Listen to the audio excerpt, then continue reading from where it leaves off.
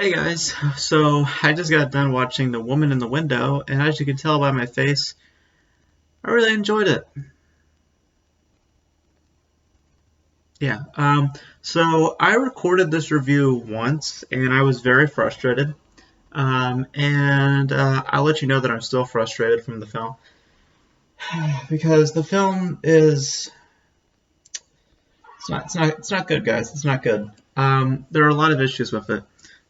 First, I mean, well, let's just okay. So we're reviewing The Woman in the Window, and it's directed by Joe Wright, who, for those who don't know, directed Atonement, which I believe is his most popular film, and most recently he directed Darkest Hour with Gary Oldman, which he went on to win an Oscar for. And basically, the premise is Rear Window. It's about a woman who lives in her house, cannot go outside, and she basically starts stalking her neighbors. And within that, she starts to see some stuff happen with her neighbors, which leads her to believe that something bad is happening in one family's house. So, in essence, it's Rear Window, and stars Amy Adams, Gary Oldman, Julianne Moore, Brian Tyree Henry. Big solid cast. Wyatt Russell is also in the film.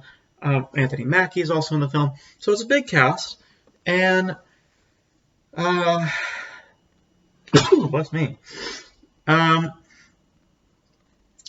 film is just it's not good. Okay. First thing I'll say right off the bat that I liked is that I think Amy was good. I think Amy was good towards the end, at least. Sorry, I just had to sneeze again. But yeah, but Amy is good towards the end. Keynote towards the end. But beyond Amy Adams, though, there's a load of issues with this movie. The first of which I'll lay out, which was one of my biggest issues, is that, as I just mentioned, Amy is good at towards the end, but for the majority of the film, in general, the acting is very amateur and very lackluster. Like, I am surprised, especially with the talent that they put together. And I have to imagine that it's all due to Joe Wright's direction, because he has forgotten how to block scenes, how to build scenes, and because most of it just feels scattered and awkward. Like, scenes just build to nothing, and he has this weird belief that if we just edit the scenes faster and we have people just talking, overlapping each other, somehow that builds suspense. Really, that just builds frustration. Loads of frustration. And there's a lot of that in the film. A lot of people just talking over each other, lots of quick edits of people like cutting into each other, and then dialogue happening very close to each other. It just creates a lot of frustration. And it feels fake.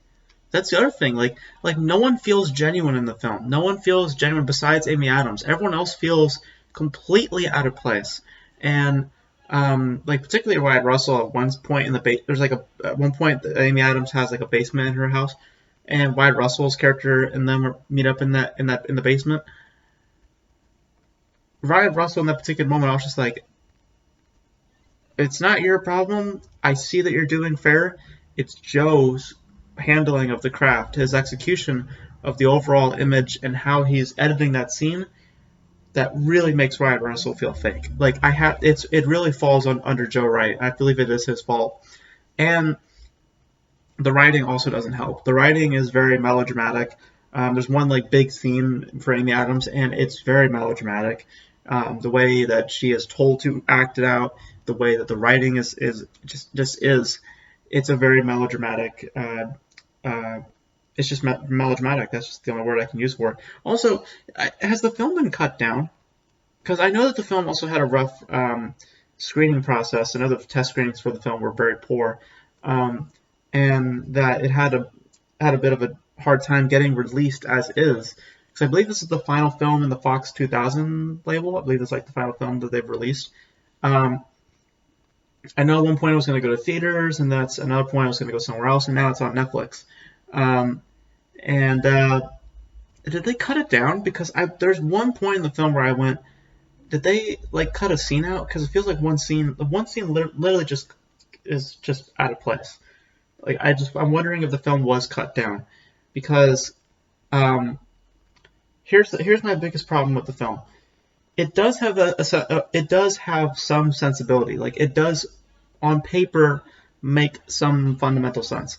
The problem with it is that the film is stretching so hard to make the film have some sensibility, because the sensibility that it has does not feel like grounded sensibility. It feels like sensibility that is just, like you're just trying so hard to put the pieces together to make them all flow together and have some coherence and some comprehension. It just doesn't make any sense. Um, like some stuff is stretching, very stretching, and it's information that is like at a certain point I just didn't care. That's how I felt. I really just didn't care at a certain point. And I also thought that if the film ended at a certain point, albeit still didn't, I wouldn't have enjoyed the film. I would have at least appreciated where they ended it, but they didn't. They decided to keep moving forward, and that's when these like twists came up. And the twists on paper, they do have some sense, but it's once they explain the twist and once they try to give some sense to it, yes, it does make sense, but it is stretching. It is very stretching, and that is the biggest fault of the film, in my opinion, is that the narrative is just stretching. It's trying so hard to get some sensibility, and it does. It does achieve that sensibility, but it does not feel natural. It just feels like it's pulling, it's trying really hard. It's really trying, really trying to make the narrative make sense. And hey, congratulations, it made some sense, but it did not satisfy in the least. So basically, to summarize it, I mean, it's easily the most insulting film I've seen this year, just because of how it was trying to achieve its sensibility. I think that just really insulted me. I think it's also an extremely frustrating film to watch. The acting is just borderline amateur. The writing, as I mentioned, is melodramatic. And like I said, the biggest fault of the film is that it is stretching to make some fundamental sense. And with all that, it's scattered. It's extremely awkward. The pacing is also terrible. It just like goes slow, fast, slow, fast, slow, fast, slow, fast. And then the way that they progress through the tension just feels completely like I want to say student 101, but it feels like it feels cliched in terms of how the tension is built up. So it's easily one of the worst films I've seen this year, guys, and it's disappointing. It's very disappointing how this film turned out, because I wish that they would not try to have been so much like Rear Window as well, because the film is Rear Window. It's basically a Rear Window 2.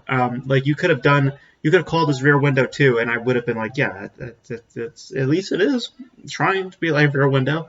Because I don't know if the book is like this, because it's based off a novel. I have no idea if this is like a Rear Window ripoff, but it very much is, like, in essence, a Rear Window ripoff. But quality-wise, it's nowhere near Hitchcock's work. It's just, unfortunately, very poor. And I was very, very underwhelmed, very disappointed, and hella frustrated.